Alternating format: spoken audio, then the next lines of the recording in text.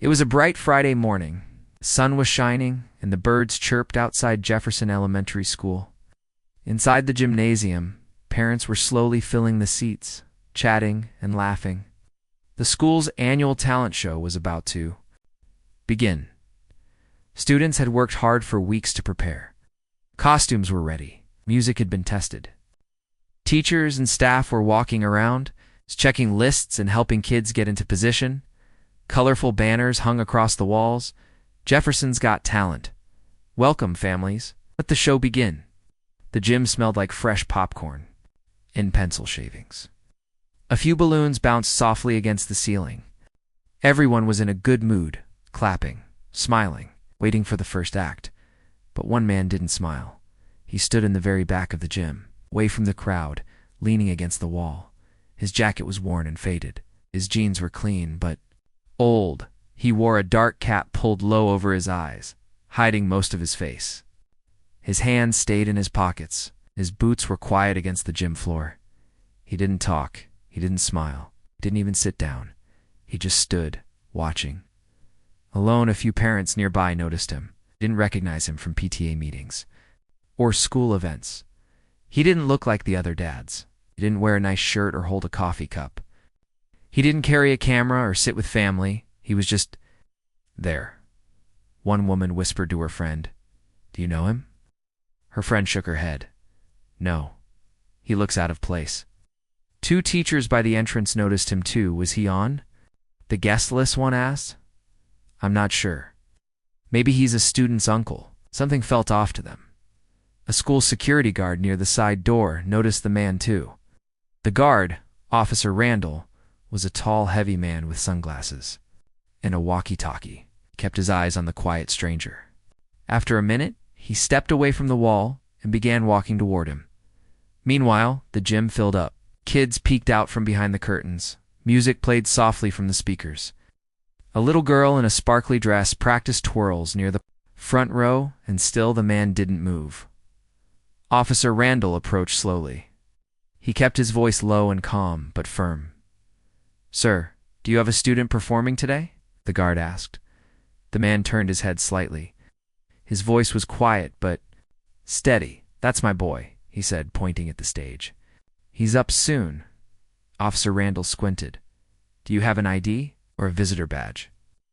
The man pulled out a paper from his jacket pocket. It was crumpled but readable. The name matched the list. The signature was correct. But still, the guard didn't look satisfied. "You were supposed to check in at the office," Randall said. "Most parents came through the main entrance." "I came in from the back," the man replied. "Didn't want to bother anyone." His voice was deep, calm, not angry, just quiet. The guard radioed something into his walkie-talkie. A second. Guard began walking over in the corner of the gym. Two more staff members watched the scene. Parents nearby began whispering. A few even pulled out phones, pretending to check messages but watching closely. The man didn't flinch. He kept looking. At the stage, his eyes scanned the curtain.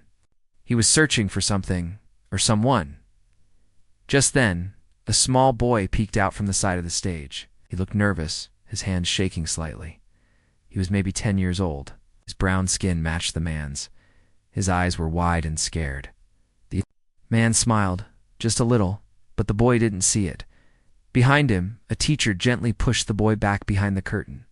"You're up third," she said kindly. "Don't be scared."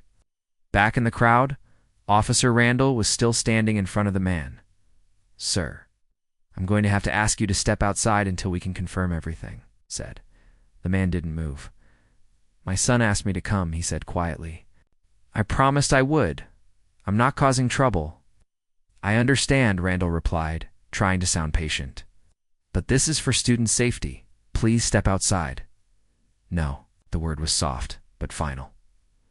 "I'll stand here. I won't move. I won't talk. I just want to see my boy play."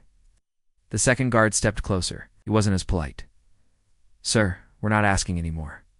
Now people were watching openly. A mother frowned and leaned over to her daughter. "Why are they bothering him?" She whispered.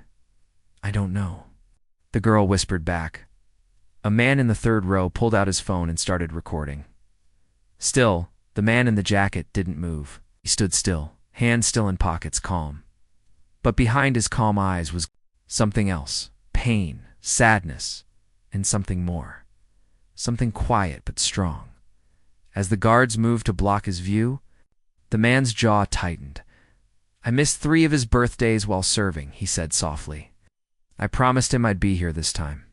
His voice cracked just slightly. One guard grabbed his elbow. The man didn't resist, but he didn't step back either. I said, "That's my boy." And suddenly something unexpected happened. The gym doors opened again, and 6 men in sharp, clean uniforms walked in silently from the side entrance. Their movements were crisp, military. They wore matching pins, small medals. On their jackets, their eyes scanned the gym quickly and landed directly on the man in the jacket. Then they nodded, and slowly, calmly, they began walking toward him. The guards noticed and hesitated. People in the audience turned around. Whispers filled the room. "Who are they? Are those soldiers? So what's happening?" As the 6 men approached, the man in the jacket finally lifted his head fully, and the crowd could see his face. A long scar above one eyebrow. Eyes that had seen too much. A steady stare. A soldier's stare. He gave a small nod to the men approaching. They didn't speak. They stood behind him, silent, still, respectful. And in that moment, something changed in the room. The guards slowly stepped back. The crowd went quiet. Even the music stopped. A child in the front row whispered, "Is he a hero?" The man didn't answer. He just kept looking at the stage. Curtain waiting. The school gym was silent now. The 6 uniformed men stood like statues behind the black veteran. Their presence changed the entire atmosphere. No one had expected them. No one had seen them walk in. But there they were, proud and watching. The 2 security guards, who just moments ago were trying to escort the man out, now looked uncertain. Officer Randall, still holding the walkie-talkie, slowly lowered it. His partner took a small step back. Parents started whispering in low voices. "Do you think they're with him? Who is he? Is he really the boy's father?" He didn't even get angry. He just stood there. The veteran didn't say a word. He kept his eyes on the stage. His face was calm, but his hands were slowly tightening inside his jacket pockets. He knew what was happening. He had seen this kind of silence before, not the peaceful kind, but the kind that came from confusion, judgment. The principal finally arrived, having been called through the school's radio system. Her name was Mrs. Coleman. She was a kind woman in her late 50s, with soft gray hair and reading glasses hanging from a chain around her neck. She walked quickly to the center of the room and looked around. "What's going on here?" she asked the guards. Randall leaned in and whispered, "That man entered through the back. He didn't check in properly. Said he was here to watch his son. But he looked over his shoulder. Then these 6 military men just appeared. I don't know what's going on." Mrs. Coleman adjusted her glasses and walked over to the veteran. "Sir," she said gently, "can I ask who you are here?" For the man reached into his pocket and pulled out a worn-out photo. It was of a young boy smiling brightly while holding a guitar. A woman stood beside him in the picture. The edges were folded and there was a slight tear in the corner. "That's my son," he said. "Name's Caleb. 3rd grade. He's performing today." The principal looked at the photo. Her face softened. "I recognize him. Caleb's in Ms. Lennox's class. He's a quiet boy. Very talented, always polite." She looked back at the guards, then at the 6 men behind the veteran. Her eyes lingered on the badges on their uniforms. "Why weren't you checked in at the front office, sir?" she asked. The man took a breath. "I arrived late. Parking lot was full. I used the service entrance by the cafeteria. I've done that before?" Mrs. Coleman paused. "Have we met before?" "No, ma'am. First time here. I was deployed overseas during last year's event." There was a long silence. He continued, his voice a little lower. "My wife passed last spring. It's just me and Caleb now. This was the first school event I could attend. I didn't want to make a scene." Those nearby who heard him went quiet. The principal nodded slowly. Her eyes softened. I'm very sorry for your loss. A few feet away, parents were now staring not out of fear or suspicion, but curiosity and guilt. Some whispered again, but the tone had changed. I didn't know he lost his wife. He served overseas. I feel bad now. He assumed too much. But not everyone was quiet. A tall man in a suit near the back crossed his arms and said loudly, if he had followed proper procedure, none of this would have happened. It's not about race, it's about rules. A few nodded, but the veteran didn't respond. He wasn't looking for sympathy or to argue. He had been through worse. He had seen real fear, real danger. This was just another room full of judgment. Then a small voice came through the gym speakers. Can someone tell me if my dad is here? Heads turned toward the stage. It was Caleb. The curtains were still closed, but the microphone had been turned on. He was behind the curtain, waiting for his cue to perform. But he had heard the whispers, the movement, the silence, and now he was scared. Dad? His voice echoed again. Are you out there? The veteran's eyes shifted quickly to the stage. His body tensed for a second. Then he slowly took one step forward. The principal raised her hand gently. Let me handle it, she said. But before she could say another word, one of the 6 men in uniform stepped forward. He was the tallest, sharp jaw, silver hair, deep voice. With all due respect, he said calmly, this man has done more for this country than most people in this room. He deserves to be here, not questioned. He turned to the veteran. Do you want us to speak to the boy? I asked. The veteran shook his head. No, he just needs to hear my voice. The principal nodded and picked up a microphone from a nearby table. She handed it to him. He took it slowly. His hands shook just a little. He cleared his throat, then spoke softly but clearly. Caleb, I'm here, son. The gym fell silent again. On the stage, a tiny shadow moved behind the curtain. I knew you'd come, the boy said. His voice cracked with emotion. A soft awe came from somewhere in the crowd. The veteran handed the mic back and took a deep breath. He still didn't sit. He stayed where he was, in the back, watching the 6 men behind him step to the side. Forming a quiet wall of support, the principal turned to the security guards. I believe we owe this gentleman an apology. Oh.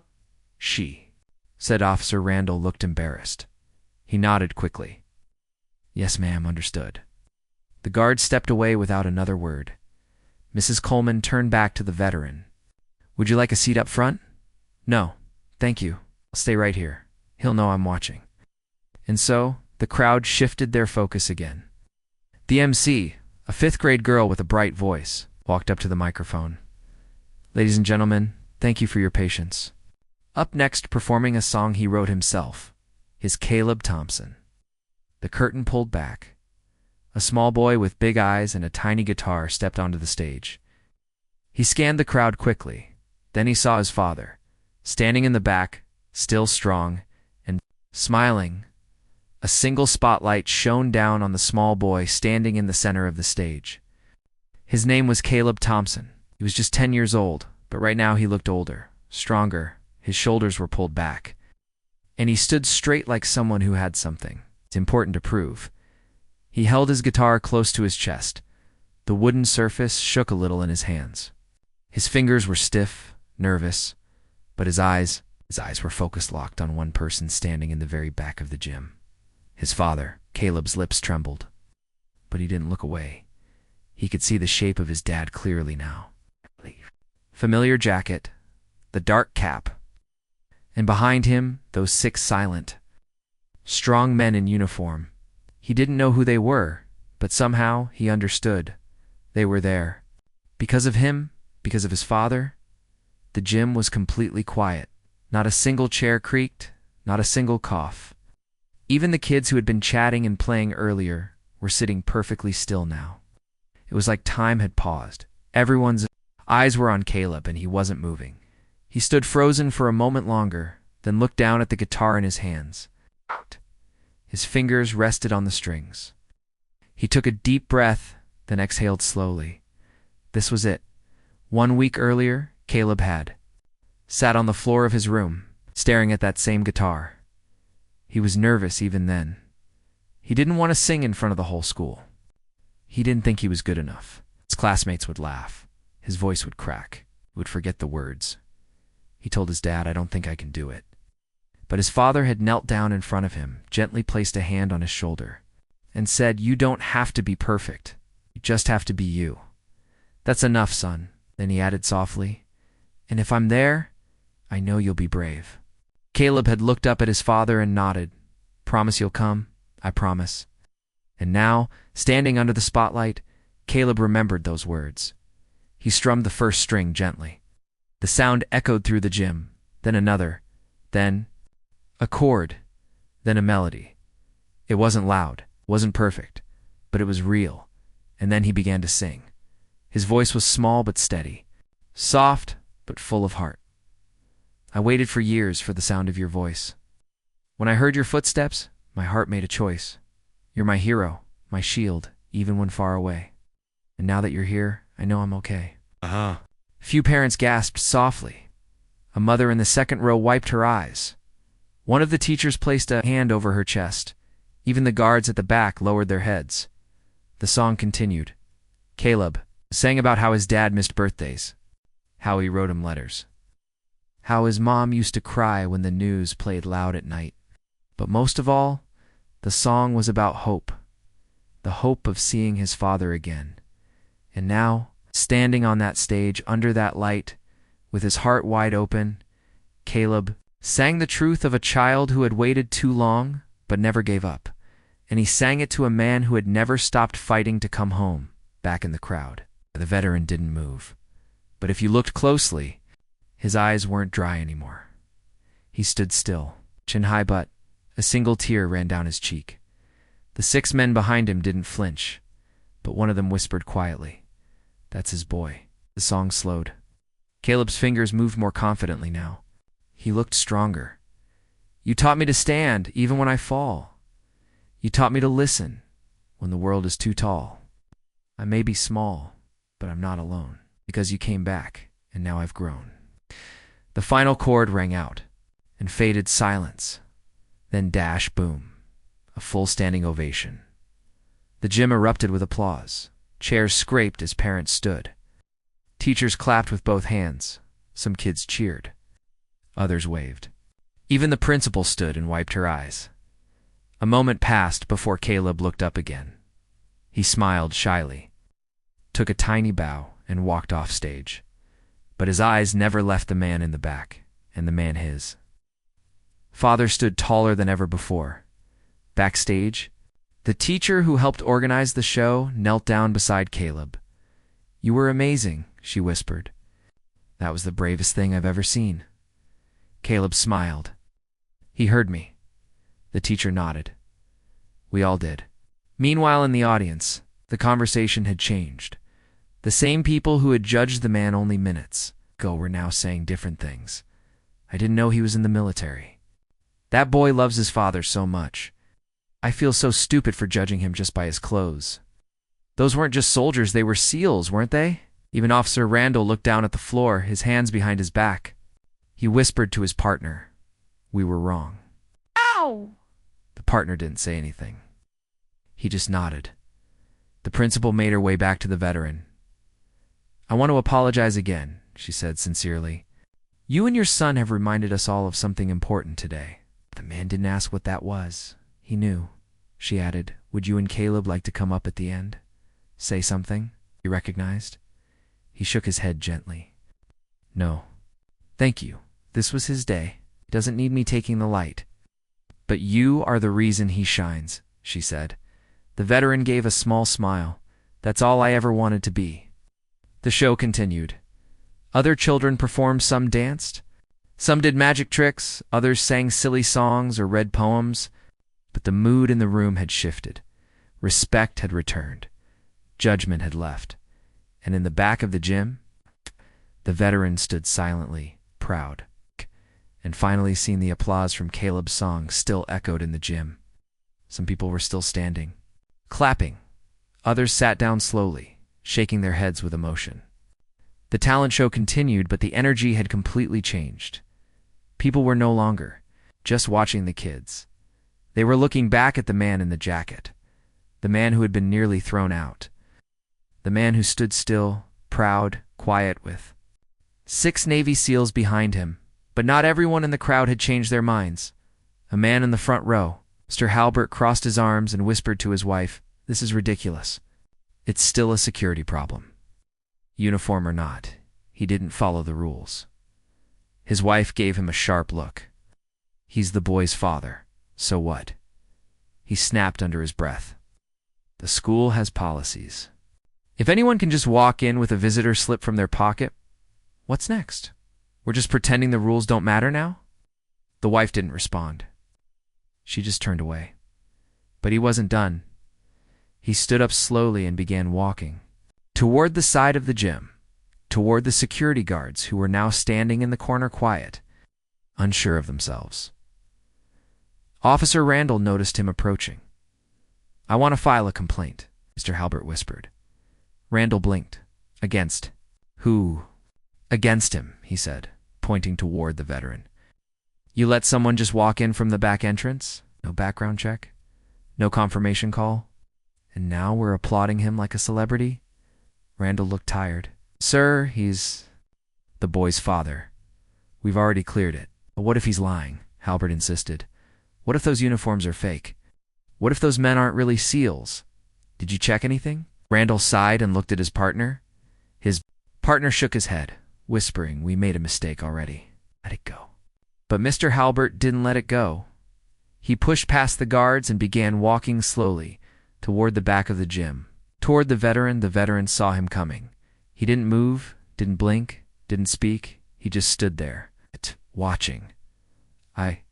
Of the uniformed men noticed and turned slightly, as if ready to block if needed, but the veteran raised one hand gently. Didn't want trouble.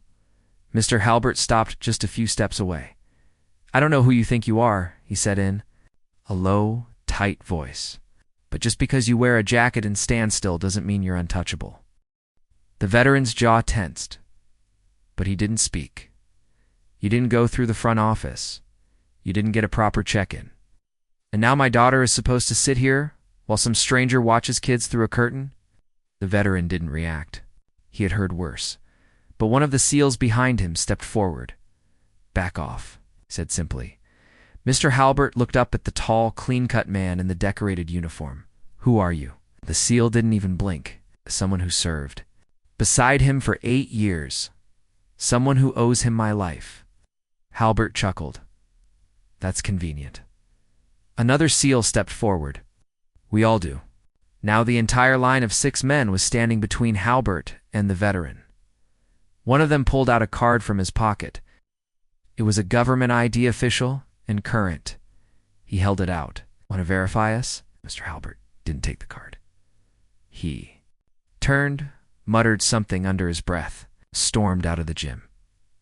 Backstage, Caleb peeked out from behind the curtain again. He saw the group forming around his father. He saw the man in the suit walking away. His young face looked confused, unsure. One of the teachers noticed. "It's okay," she said gently. "Your dad's fine. He's very respected." Caleb smiled, but it was small. He had seen enough in life to know that being respected doesn't mean being safe. Not always. A few minutes later, the lights dimmed again. A new student stepped on stage to perform a dance routine. The music played. Parents clapped along. The mood was lighter now. But in the back, the principal approached the veteran quietly. "I just want you to know," she said softly, "you are welcome here. I spoke to the superintendent personally. No further questions will be asked.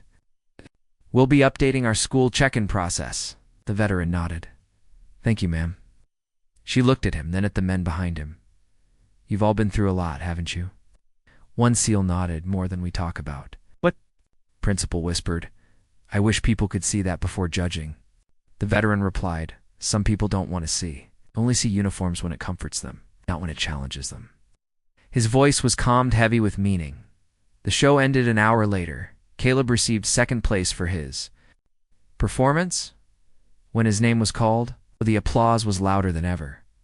Not because of the score, but because of the courage.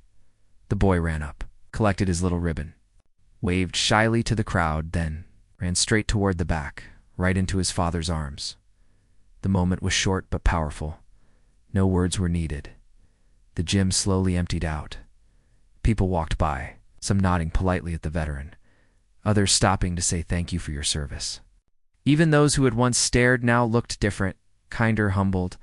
But just as the family was about to leave, a young boy, about 8 years old, walked up to the veteran. He held a small notepad and a pencil. "Excuse me, sir," he said shyly. "Can I draw you?" The veteran raised an eyebrow. "Draw me." The boy nodded. "For art class. We're supposed to draw someone we look up to." The veteran knelt down. "What's your name?" "Eli. Nice to meet you, Eli." "And sure. Draw whatever you like." The boy smiled wide and ran off. Caleb looked at his dad. "See? Told you you'd be famous." The veteran laughed softly, but deep down, it meant something more. Later that night, when they got home, Caleb placed his ribbon on the small shelf. In the living room next to it was a photo of his mom, and beside that, an old Army medal. He turned to his dad. "You really didn't get mad today?" "I wanted to," his father replied. "But I've seen anger ruin good men." Caleb nodded slowly. "You didn't let it ruin you." The veteran knelt down. "No, because I had one mission. Today, what was that? To keep my promise." That night, after the talent show, the small apartment was quiet. The lights were dim. Caleb had fallen asleep on the couch, still holding his second-place ribbon in one hand. The TV played quietly in the background.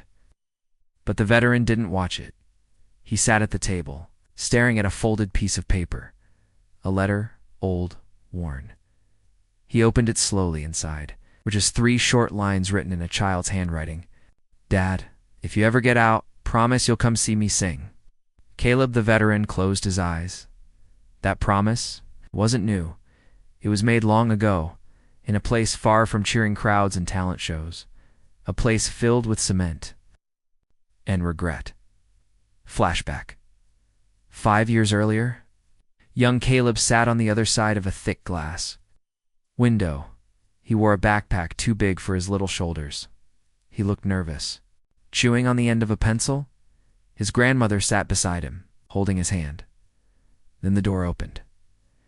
A man in orange walked in, slower, thinner, but the same eyes.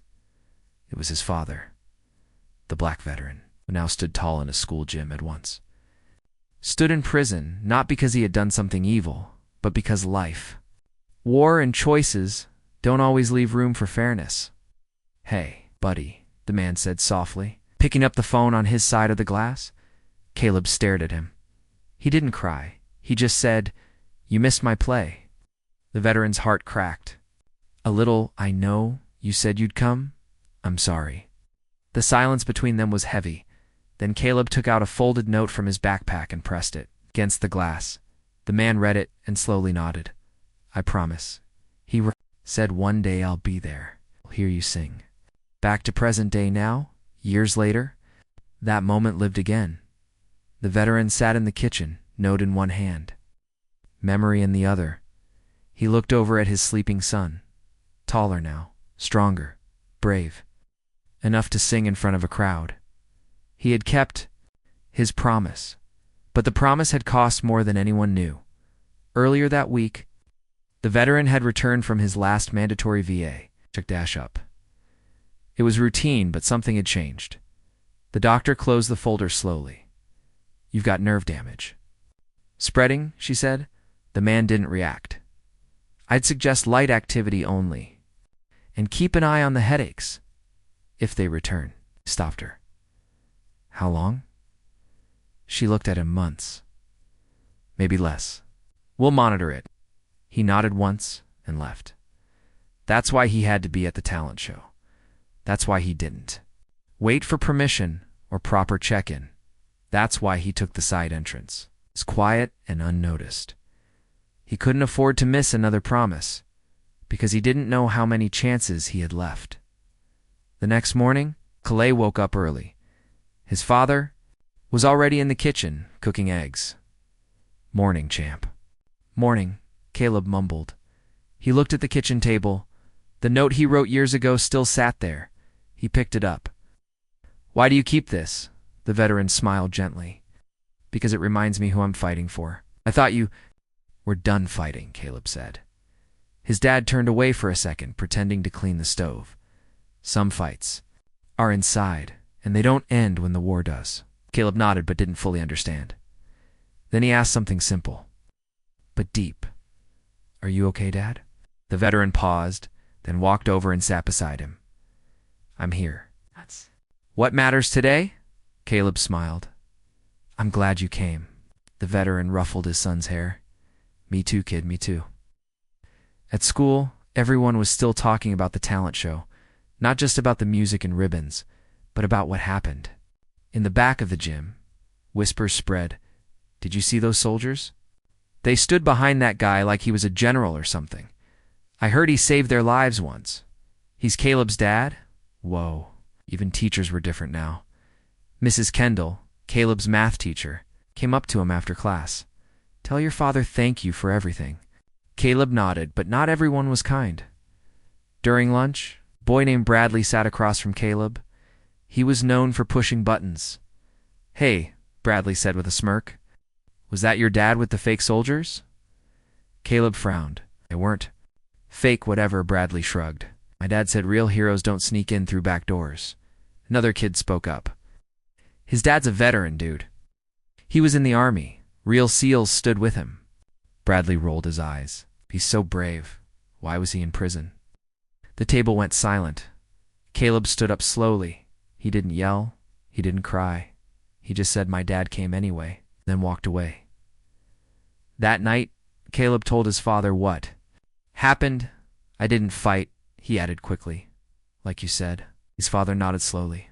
"That's good. But I wanted to." The veteran sat on the couch and patted the seat beside him. Caleb joined him. "Some people will always look at us and see what they want to see," the veteran said.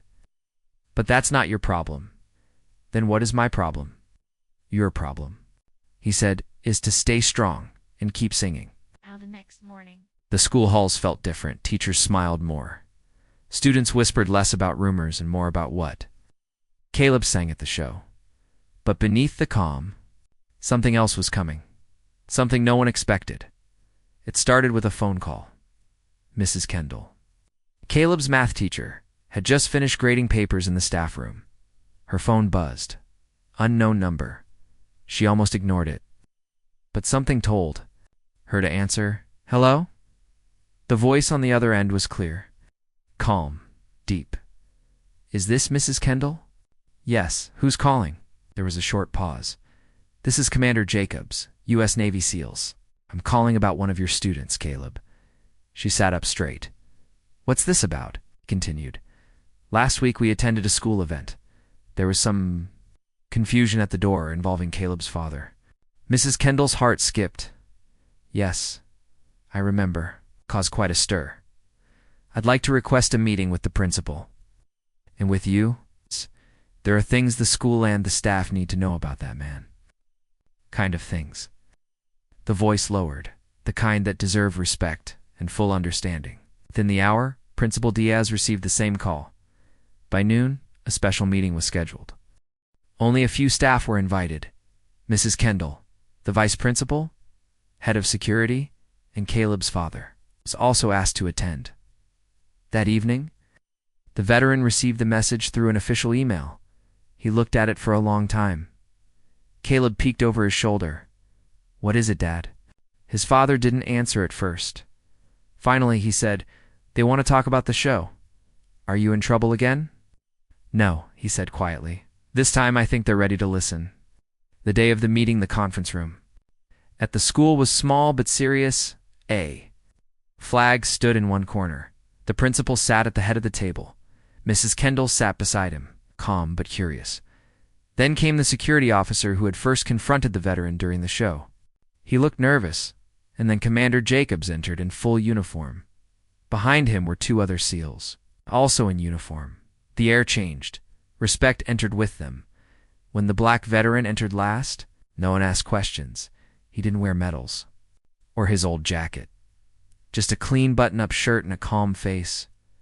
But even without a uniform, he held presence. Like a soldier who never needed to shout to be heard, "Commander." Jacob stood and nodded. Double quotes. "Thank you for meeting with us." The principal nodded back. "Of course. We weren't expecting this." Jacobs looked directly at the security officer. "I understand there was a misunderstanding with this man," he said, gesturing to the veteran. The guard shifted uncomfortably. "I was just doing my job. He didn't check in properly, and I didn't know who he was. You do now?" Jacobs asked. "Yes, sir," the guard said quickly. Jacobs nodded, then turned to the room.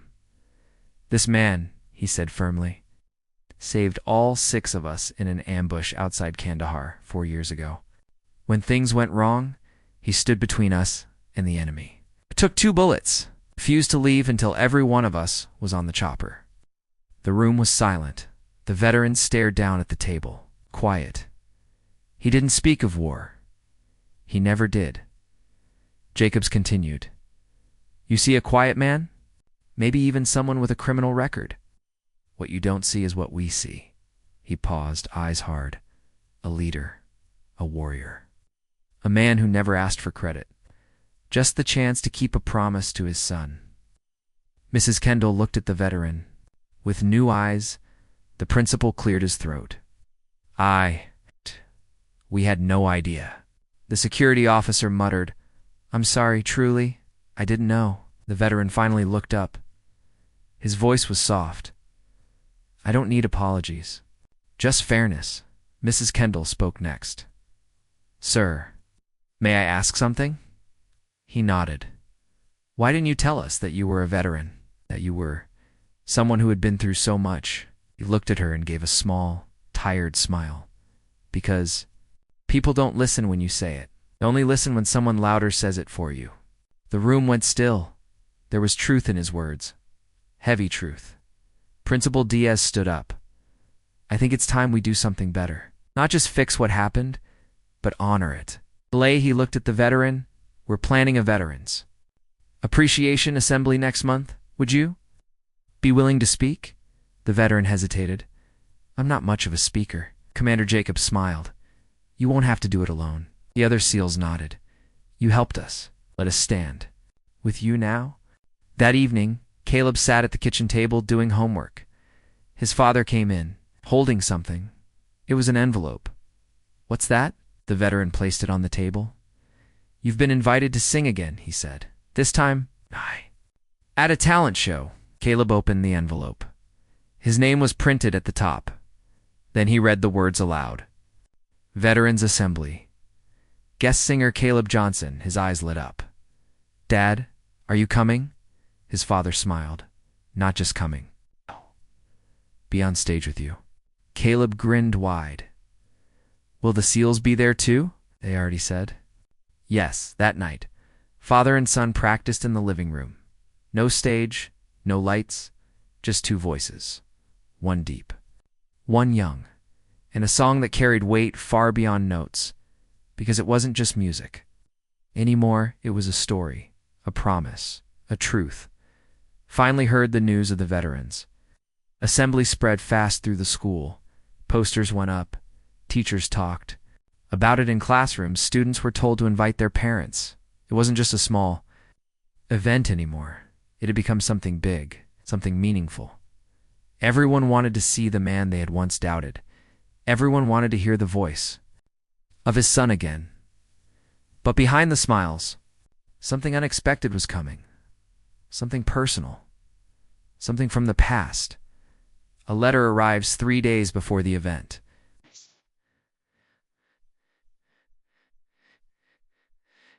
The veteran returned home from work.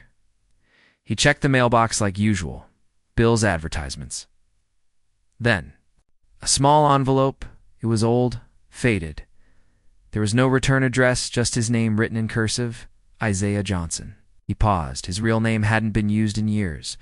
Only military records and official forms carried it now. Carefully, he opened. The envelope inside was a letter, written by hand. Isaiah, I don't know if this will ever reach you. I heard from someone that you're back in town, and I heard you have a son now. I thought maybe you'd want to know. Your father passed away last spring. He never stopped asking about you. I know things ended badly, but I hope someday you'll forgive him. There's a small box he left with your name on it. If you want it, it's still here. I live in the same house. Deborah. Isaiah stood frozen on the porch. Deborah, his aunt, the only family member who had treated him with kindness. When he was a boy, his father was gone. He hadn't seen him in 20 years, not since the fight, not since he left home to join the army and never looked back. He folded the letter slowly. His hand shook. So much time had passed. So many things had stayed buried until now. A choice to make that night. Isaiah sat alone on the couch. The letter rested on the coffee table.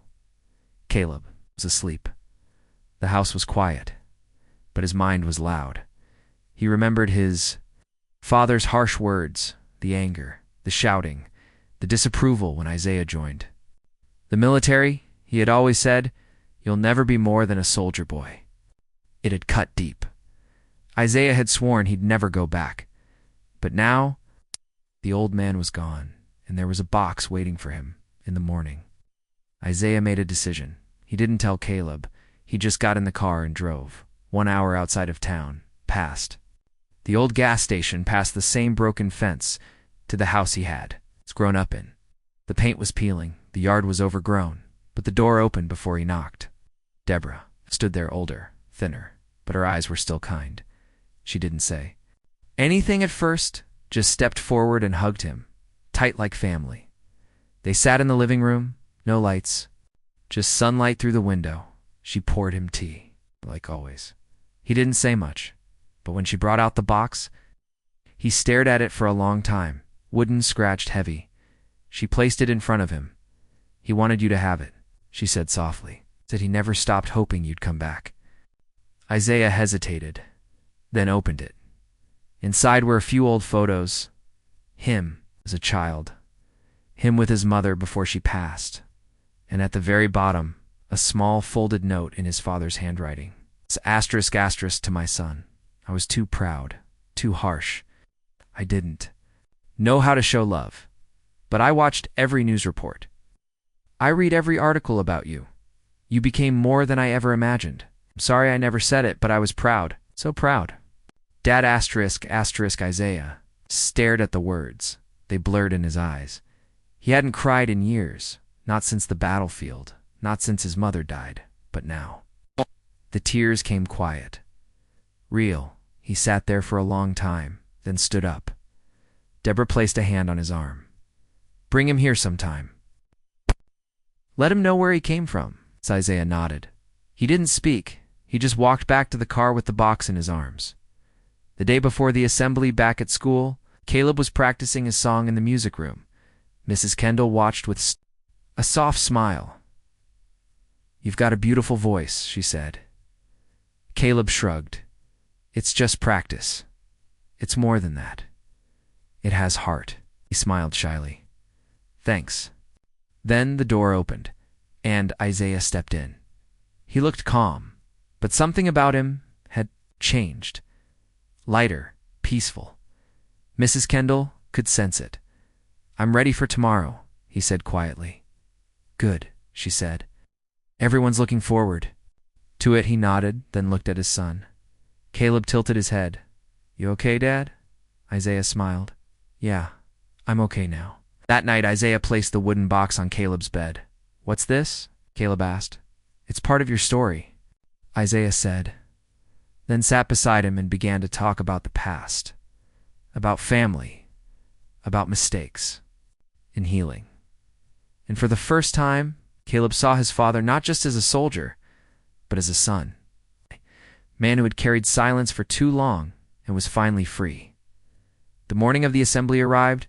The sun rose bright and golden, casting long shadows over the school building. Inside, the gym was being prepared. Rows of chairs were set in place. The stage had a flag at the back and a single microphone in the center.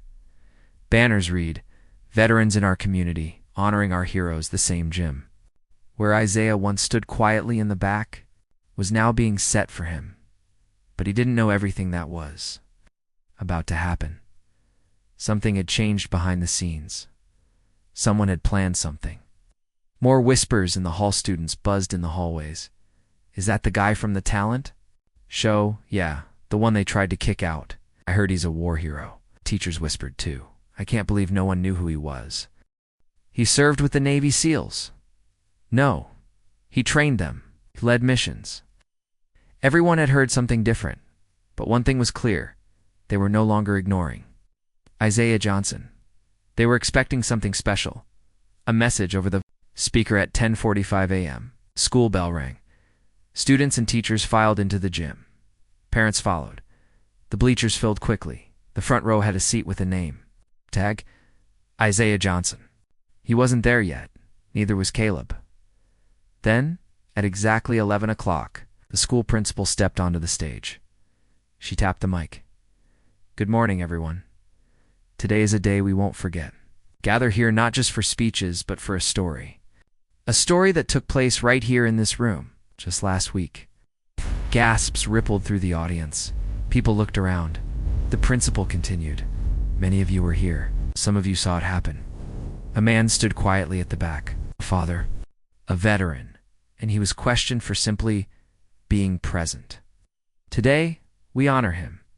A hush fell over the crowd. Then the doors at the back of the gym opened. The veteran enters. Isaiah Johnson walked in. This time, his jacket was off. He wore a clean-pressed shirt with a military pin on the chest. No hat, no shadows. He held Caleb's hand together. They walked toward the front. Every eye followed them. Even the same security guard from last week now, standing straight. His face red with shame. Isaiah nodded to him. The guard lowered, his head in guilt. But Isaiah's face was calm, peaceful. He wasn't there for revenge. He was there for something bigger. A surprise on stage. As Isaiah and Caleb reached the stage, applause began, slow at first, then louder, longer, until the whole gym echoed with clapping. Some students stood up. Even teachers wiped tears from their eyes. Isaiah helped Caleb step up onto the stage first. Then he followed. The principal handed Isaiah the microphone. He looked at the crowd for a moment. His voice, when it came, was strong but gentle. I didn't come here to speak. I came here to watch my son. But that moment reminded me. Sometimes the world forgets who people are. Sometimes we look at someone and don't really see them. I've spent years in silence, years hiding stories behind my eyes. But today, I want to share one. The crowd leaned in. Even the kids were quiet. You could hear the fans spinning above. Isaiah took a breath and began. A story of true bravery. He told them about his first day in uniform, how he was younger than most people believed.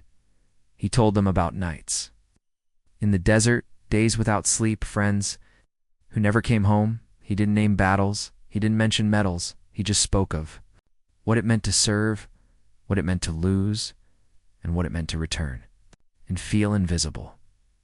I'm not a hero, he said. I'm a father, a neighbor, a man who loves his son. And sometimes that's the bravest thing of all. Caleb's performance. After the speech, Isaiah stepped back. Caleb came forward. The piano was rolled onto the stage. He sat down, adjusted the seat, and looked out at the crowd. For a second, he froze. But then he found his father in the front row. That small nod from Isaiah gave him courage. Caleb began to play the same melody from the talent show, but this time, everyone listened, and halfway through the song, voices joined in. Students began to hum along. Teachers followed. Even the principal sang softly. It became more than a performance. It became a moment of unity. The final applause, when the last note faded. There was silence, then a wave of applause. Louder than before. Longer. Ow! Than before. Not just for the song, but for the journey. The gym stood in honor. A standing ovation, tears in eyes, hands over hearts. Even the same security guard clapped the hardest. Isaiah looked at Caleb, and Caleb smiled. For the first time, both felt fully seen, fully respected, fully home the day after the school assembly. Things felt different. Caleb walked through the school halls with his head held high. Other students smiled. At him, some clapped him on the back. Even teachers stopped to say, "Great performance yesterday." But Caleb wasn't the only one people noticed now. A buzz in the air, mister. Isaiah Johnson's name was now known across the school. Some called him the quiet hero. Others just said, "That's Caleb's dad." Whispers about the powerful moment. In the gym-filled classrooms and hallways, and soon spread beyond the school. It started with one teacher who posted a short video clip from the assembly. Just 30 seconds. Of Isaiah's words, no names, no music, just his voice. Sometimes the world forgets who people are. By noon, the video had 10,000 views. By the end of the day, over 2 million. A knock at the door that evening. Isaiah was home, sitting with Caleb on the couch. They were watching cartoons when the doorbell rang. Isaiah got up slowly and opened the door. A woman stood outside with a microphone in hand. Next to her was a man with a camera. "Mr. Johnson?" she asked kindly. "I'm Sarah Green from Channel 9 News. May I speak with you for a moment?" Isaiah was surprised. He hadn't expected this, but something in her voice felt respectful. He nodded once. "Sure, but nothing long," said. "My boy still needs to finish his homework." Sarah smiled. "It won't take long, sir, I promise." A simple interview. They sat on the porch. No fancy lights? No. Makeup team. Just the cool air of the evening and 2 folding chairs. The camera rolled. Sarah asked, "Why do you think your story has touched so many people?" Isaiah looked into the distance before replying. "Because it wasn't just my story. It happens to others too. People get judged by how they look, not by who they are." Then she asked, "What do you hope people learn from what happened?" To pause, to think, and to listen before assuming. That was it. No dramatic ending, no tears, just truth. And sometimes, that's more powerful than anything else. Going viral by the next morning. The short interview aired on the local news. It reached over 300,000 views online in just a few hours. But it didn't stop there. Larger media outlets picked it up. National news stations, talk shows, veterans, groups. Even celebrities shared his words on social media. One post read, "A man of few words." But every word hit like truth. "Thank you for your service, Isaiah Johnson," another said. "This veteran walked into a school gym as a stranger, left as a symbol of dignity and quiet strength." Isaiah didn't even know all this was happening. He was at home, fixing a loose kitchen cabinet, until the school principal called him. "The unexpected invitation, Mr. Johnson," the principal said. "I've just received a call." Isaiah frowned. "Everything okay?" She chuckled. Nervously. "It's from Washington, D.C. Isaiah paused. "What?" "They want you and Caleb to attend the Veterans Recognition Gala next month. It's a national event." Isaiah blinked slowly. "I'm just a dad," he said. The principal replied. "Not anymore, sir. You're a voice people needed." School the next day.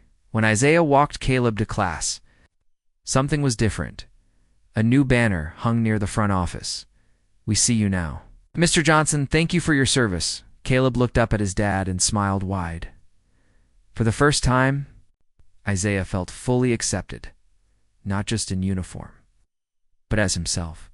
The security guard from before stood nearby. This time, he stepped forward and said, "Mr. Johnson, I want to say I'm sorry. I was wrong." Isaiah looked at him for a moment, then nodded once. "I know," he said. And that was enough. A veteran's message later that week. School asked Isaiah to speak at a small gathering for older students. It wasn't about the past anymore. It was about the future. He stood before the students and shared, "We all have battles. Some on the field, some in our hearts. What matters is not the scars, but the strength to keep standing." I wasn't looking for attention. I just wanted to. "Watch, my boy. But sometimes The quietest voice becomes the one people finally hear. Students clapped. Some even stood up to hug him after. Isaiah smiled softly. He never liked the spotlight, but maybe just this one sit had a purpose. Caleb's homework surprised that evening. Caleb was doing homework. He had to write a short essay. For class, the topic, someone I admire. Caleb didn't even need to think. He picked up his pencil and wrote, I admire my dad. He doesn't shout, he doesn't brag, he just shows up. And even when people don't see him, I always will.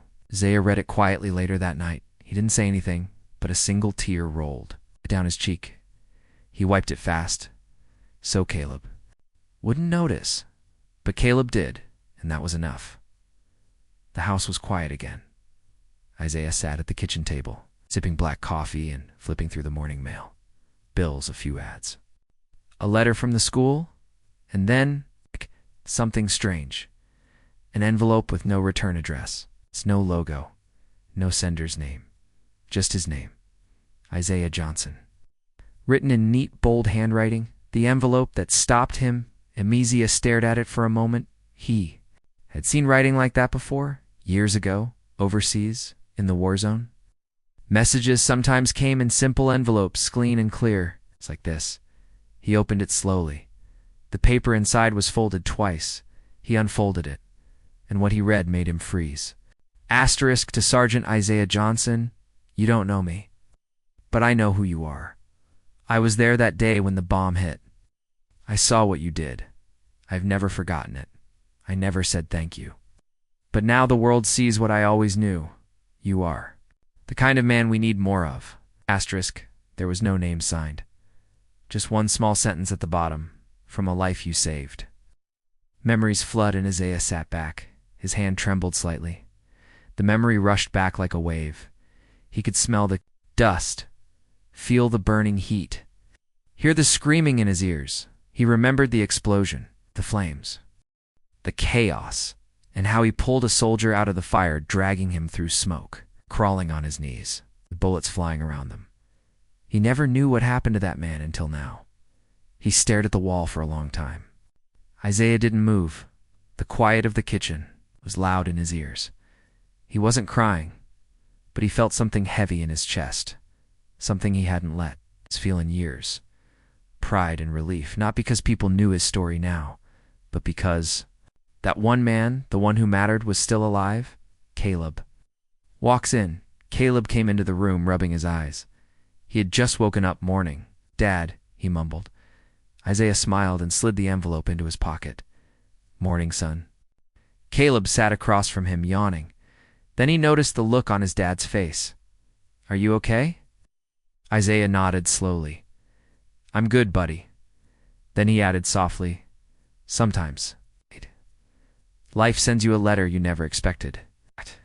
A decision to make that afternoon. Isaiah stood in front of the mirror. He looked at his reflection long and hard. He wasn't wearing his old uniform, but in that moment, he didn't need it. He straightened his back, smoothed his shirt, and reached for something he hadn't touched in years. His military shadow box with his medals, his name tag, and one old photo of his unit. He pulled out the photo, then called Caleb over. You ever seen this? He asked. Caleb shook his head. Isaiah sat down, patted the couch. And Caleb climbed up beside him. Telling the story at last, Isaiah began. This was my team. We were like family. We laughed. Ow. We fought. We saved each other's lives more than once. Pointed to one man in the picture. That's him, he whispered. Caleb leaned closer. Who? Isaiah smiled softly. The one I saved. The one who sent that letter?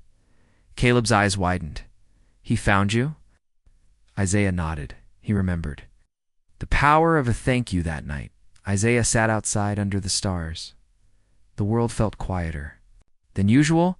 He thought about how he almost didn't go to the school assembly, how he nearly stayed invisible, but everything changed that day. One moment opened 100 doors. A simple act of being present led to something bigger. He was no longer just the quiet dad.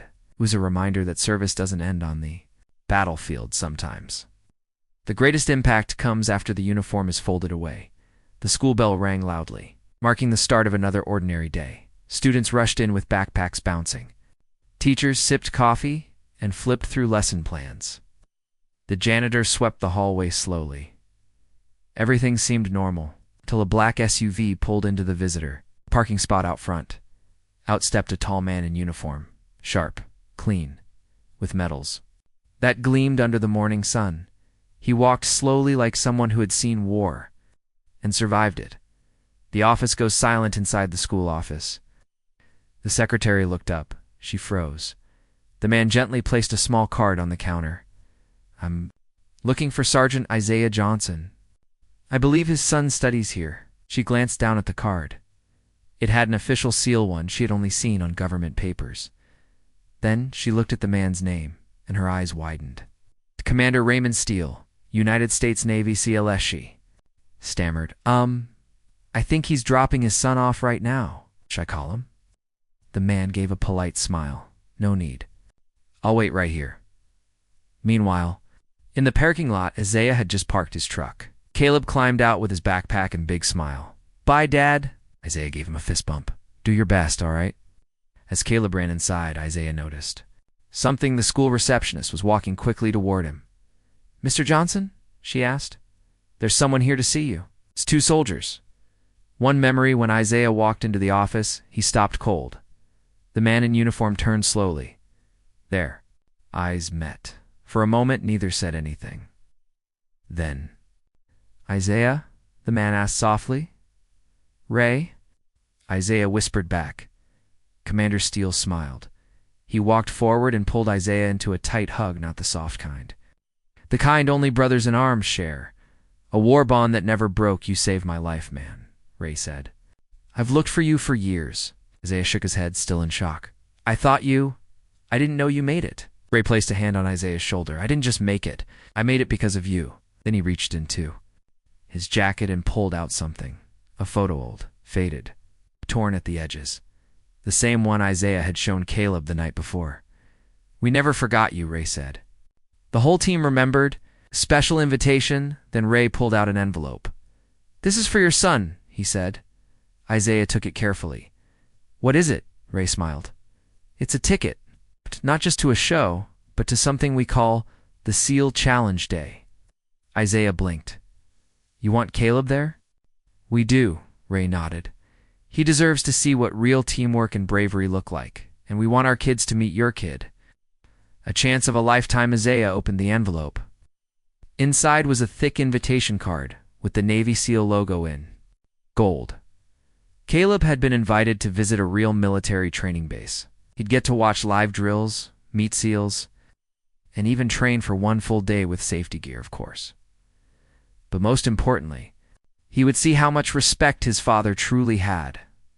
Back at home that night, Caleb sat at the kitchen table holding the invitation. "Wait, SEALs?" he asked. Isaiah nodded, smiling. "And you knew them?" Isaiah said. "I didn't just know them. I served with them. I saved some. They saved me." Caleb looked up. "So, they invited me because of you." Isaiah's voice was calm, but strong. "No, son. They invited you because of you. You stood strong when it wasn't easy." The lesson in the moment. Isaiah leaned in. "You remember how that talent show started?" Caleb nodded. "Yeah, it was awful." Isaiah smiled. "But how did it end?" Caleb grinned. "With everyone clapping and me standing next to you." "That's right," Isaiah said. "We don't choose how others treat us. We do choose how we stand." The sun had just started to rise when Isaiah and Caleb pulled into the secured Navy SEAL training facility. Massive gates stood tall, guarded by soldiers in full gear. As they drove through, Caleb leaned forward in awe. Everywhere he looked, he saw men and women in uniform running, climbing ropes, diving into water tanks, lifting heavy weights. "This is like a movie," he whispered. Isaiah smiled, but said nothing. Because this day wasn't about showing off. It was about showing Caleb who he could become. Meeting the SEA LSAT, the front reception tent. Commander Ray Steele welcomed them. He was no longer wearing his formal uniform. Now he stood in combat, gear boots muddy, sleeves rolled up, sweat already on his forehead. "Welcome to SEAL Challenge Day," said with a firm handshake. Caleb stood a little taller. "I'm ready, Ray." Laughed. "Let's see." The obstacle course Caleb was teamed up with 5 other kids, some older, some younger. Their first challenge was the confidence course. It looked simple at first. Crawl under ropes, balance on a log, climb over a short wall, but once it started, Caleb realized something. These challenges weren't just about strength. They were about focus, fear, and pressure. Falling behind, Caleb ran hard, but he slipped on the log. He climbed the wall, but needed help from another kid. He smiled nervously, trying to hide it, but he saw some of the other kids looking at him. One boy whispered, "He's the vet's kid. You should be better." Caleb felt his cheeks burn. He tried again, faster this time, but stumbled again. Isaiah watches quietly from the side. Isaiah stood next to Ray watching. Ray said, "You want to say something?" Isaiah shook his head. "No, he has to fight this battle himself." Ray smiled, just like his father once did. Personal challenge next came the final challenge of the day. It was called the Wall of Will, a 10-foot wooden wall. No ropes, no ladders. Each kid had to get over it with only one helper allowed. Some made it quickly, others gave up. Caleb stood in line, heart pounding, when it was his turn. He looked up. It felt like a mountain. He jumped once, barely touched halfway. Again, dash failed. The whispered that changed everything. He heard the same boy from earlier laugh. Guess being a veteran's son doesn't mean much. Caleb felt his chest tighten, but then he heard his dad's voice from the sideline. Not loud, just clear. "Caleb, you don't climb that wall with your arms, you climb it with your heart." The flashback in his mind, Caleb remembered that night. On the couch. His dad holding that photo. The old friends. The battles. The scars. He remembered the talent show. How scared he was at first. But then, how brave he felt when he stood beside his father. The final push, Caleb took a deep breath. He ran full speed, jumped, grabbed the edge for a second. He hung there, legs kicking. Then dashed slowly. He pulled himself up. His hand reached the top. He rolled over and landed on the other side. The crowd of SEALs erupted in cheers. A moment of pride. Isaiah didn't cheer. He simply nodded, one size full of pride. Ray clapped him on the back. "That kid's got your fire," Isaiah replied. "No, he's got his own fire. But I'm proud he carries my name." After the challenge that night, as they drove home, Caleb was quiet. Then he turned to his dad and said softly, "Thanks for not helping me. You made me believe I could do it." Isaiah smiled. "You could always do it. You just had to believe it too." It was Sunday morning. Isaiah was in the kitchen. Caleb was still asleep upstairs, tired from the SEAL challenge. Everything felt calm, peaceful, but Isaiah's phone began to buzz on the counter. Then it buzzed again. And again. Text. Messages, emails, even missed calls. A viral surprise. He picked up the phone and scrolled. One text from his old friend read, "Bro, you're everywhere right now." Another, "Why didn't you tell me you were on the news?" Isaiah frowned. He opened his social media. Right there, front and center, was a video of the school talent show. A teacher had secretly recorded the moment the guards tried to remove him, and captured the SEALs arriving, and the crowd going silent. The video had a title, "Veterans Silenced," until SEALs showed up. Millions were watching in less than 24 hours. The video had exploded online. 2.4 million views, thousands of comments, people from all over the country, showing support, and not just regular people. News channels wanted interviews, veterans were sharing their own stories, activists were calling it a moment of respect that shouldn't be rare. But not everyone was happy.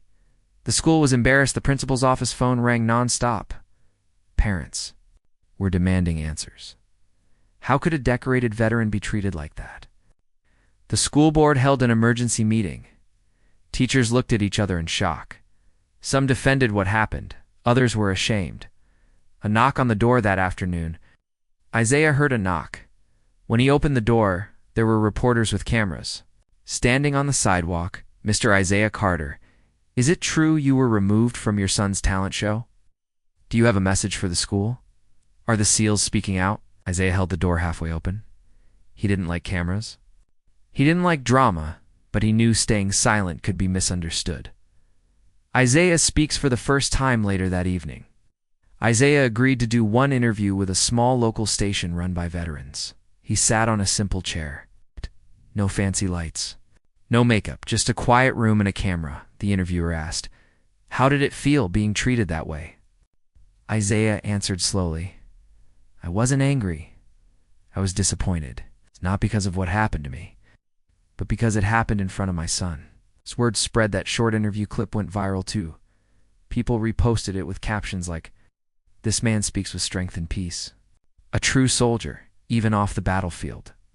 He's not just a veteran, he's a father." More veterans began commenting. Happened to me too.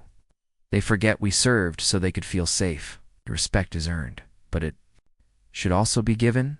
SEALs release a statement. The Navy SEAL team that had stood up for Isaiah posted a message. We do not protect symbols, we protect people. And this man deserves both honor and respect. It was signed by Commander Ray Steele. That message was shared across military networks worldwide. Caleb came downstairs later that night, rubbing his eyes. Dad. Why are there so many reporters outside? Isaiah sat him down, showing him the video. Caleb's mouth dropped. That's you. That's me. He smiled for a moment, then said softly, Why did they treat you like that? Isaiah replied gently. Because sometimes people only see what they expect, not what's real. But now the whole world saw the truth. The next day, something even bigger happened. A phone call came in, not from a news station, not from the school, not even from the military. It was from someone with real power, and a surprising invitation. Monday morning began like any other, but Isaiah's phone buzzed again. This time, it wasn't a reporter or an old friend, or even someone from the school. It was an unknown number from Washington, D.C. He let it ring.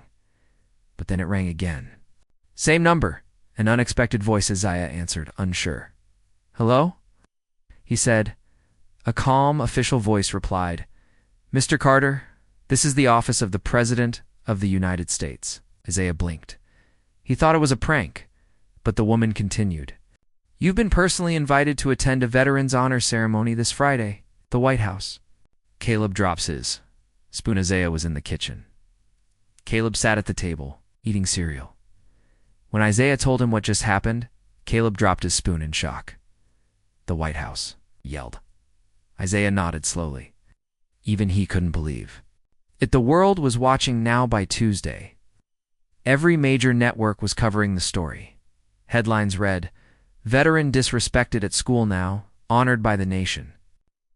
From gym floor to White House doors, SEALs backed their brother in uniform. Isaiah didn't want fame. He just wanted respect for himself and other veterans like him. But now the world saw him as a symbol, and not everyone liked it. Behind closed doors inside the school district's board office, meetings were held in whispers. Some staff wanted to issue a public apology. Others feared legal action.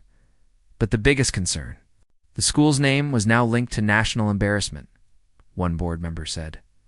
If he shows up at that ceremony, we'll be finished in the media. Another asked, Can we stop him from going? But it was too late. The principal calls that night. Isaiah's phone rang again. It was the school principal. Mr. Carter. I wanted to reach out personally. Isaiah listened, quiet. I want to say, I'm sorry, the principal said. I didn't know how badly this would reflect on the school. Truly didn't mean. Isaiah cut him off. You didn't need to know how it looked? You just needed to know it was wrong. There was silence on the line. Then Isaiah said, I forgive you, but I'm still going. And he hung up. The SEALs returned the next day. 6 black cars pulled up outside Isaiah's house. It was the SEAL team. Same team that stood up for him at the school. They stepped out, wearing black jackets. Commander Steele walked to Isaiah's porch. You're not going to D.C. alone, he said. We're going with you. Isaiah raised an eyebrow. His friends. Steele smiled. His family. A message for Caleb later that night. Caleb sat with his dad. He looked unsure. "Are you nervous?" he asked. Isaiah said, "No." Caleb leaned closer. "Why not?" Isaiah paused, then said, "Because when you've already been disrespected, in front of a crowd, standing with honor feels easy." The journey begins Thursday morning. They packed. Caleb wore his best shirt. Isaiah put on his cleanest jacket tanned, tucked his medals inside as they left. Neighbors came out to clap. Some saluted him, some cheered. Others just smiled with tears in their eyes. One little boy whispered, "That's the man who made them listen." And he was right. The White House was glowing in the morning sun. Isaiah stood in front of it all, calm and proud. Beside him stood Caleb, holding his father's hand tightly. Behind them were the SEALs, standing in perfect formation. It felt like a dream. But even dreams can take strange turns. The final checkpoint before they entered. Everyone had to pass through. Security one officer checked the guest list. He paused when he saw Isaiah. His eyes narrowed. Then he looked at another officer and whispered something. Isaiah noticed but stayed silent. Questioned again. The officer stepped forward and asked, "Sir, can we speak with you for a moment, privately?" Caleb's eyes grew wide. Isaiah nodded and stepped aside. The officer said, "We're just double-checking your background before you step inside. Protocol." Isaiah didn't blink. "I've already been checked," he said. "I was invited." Officer's voice grew quiet, but the press, ... They've made this complicated. Psst. A familiar feeling for a moment. Isaiah felt the same feeling he had at the talent show. The same doubt, the same suspicion in someone's eyes. Like no matter what uniform he wore, it wasn't enough. But this time he didn't stand alone. The SEAL commander steps in. Commander Steele walked over, calm but firm. He looked the officer in the eye. "If you delay him, we all wait," he said. "And if you deny him, we all walk." "Dad!" Officer swallowed hard, then looked back at Isaiah and stepped aside. "Thank you for your service, sir. Proceed." The Hall of Honor, they entered a beautiful room filled with American flags and golden lights. Military leaders, government officials, even celebrities were seated. A large sign read, "Veterans Honor Ceremony, Heroes Among Us Caleb's." Mouth dropped open. He'd never seen anything like it. The president walks, and everyone stood. The president entered the room and looked directly at Isaiah. With a smile, he walked toward him. "Mr. Isaiah Carter," he said, "your courage has reminded this country what honor looks like." Isaiah bowed his head slightly, but even now, he stayed humble. A medal with a message. The president placed a silver medal around Isaiah's neck. The room clapped loudly. Reporters snapped pictures. But the medal wasn't just any medal. It had 5 words, engraved on the back, for those who were ignored. Isaiah's eyes watered as he read it. One last surprise as the ceremony ended. The president held up his hand to silence the room. "One last thing," he said. He looked at Caleb. "And where is the young man who stood proud beside his father?" Caleb stepped forward nervously. The president knelt and handed him a small badge. "Your father made us all proud," he said. "And so did you." Cheers and cameras. The crowd stood again. But this time it wasn't just for Isaiah. It was for both of them, a father and son, once ignored, now honored. Isaiah looked at Caleb and whispered, "This is for every moment they told us we didn't belong." Cheers and cameras. The crowd stood again. But this time, it wasn't just for Isaiah. It was for both of them. A father and son once ignored, now honored. Isaiah looked at Caleb and whispered, "This is for every moment they told us we didn't belong." Cheers and cameras. The crowd stood again. But this time it wasn't just for Isaiah.